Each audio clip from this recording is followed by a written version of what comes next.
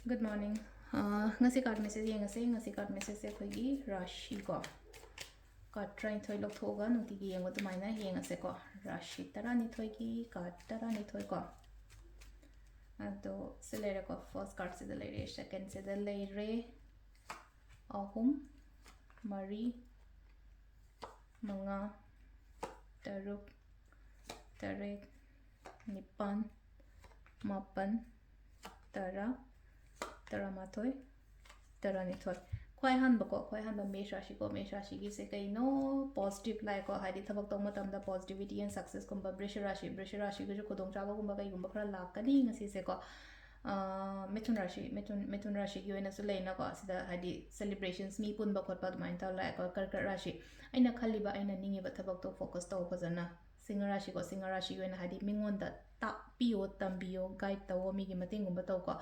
Aduga sila na ko kay nagis na sila na ko yung emotions kay kaso mayabsi yung control tawag ka pa na yan ta na tabok tawbiyo yan ta na tabok tawbiyo hay tara ka sila na minas wihin dyan handa ba ko dyan handa ba tumay taro ko tulagi sina amo sila isi ko nungay taba ko taba krak halaga layba sina lay na ko taba yung kang tawa da krak distract koy gani ko ado na hadi si mayabsi nungay tam ko taba mayabsi loy thado o duga hadi ay tabak to da focus taw ko bridget kina sila lai siya kay no hadi profit kay ka hay tara ko pa siyang siya hina lapo ina oire sisina koy kay no ko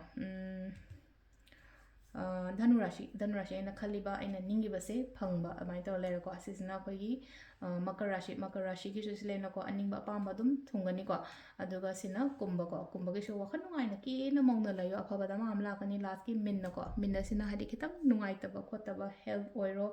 natraga wakhan oiro stress tensions kumba kai gumba le ko khanjan no yam ka hana khoina sum si khanba matam da hadi sometime phataba do oina attract tor ko do khoida aduna wakhan nungai na phana da mai taroga lebiyo ko ado shida lere ko khoi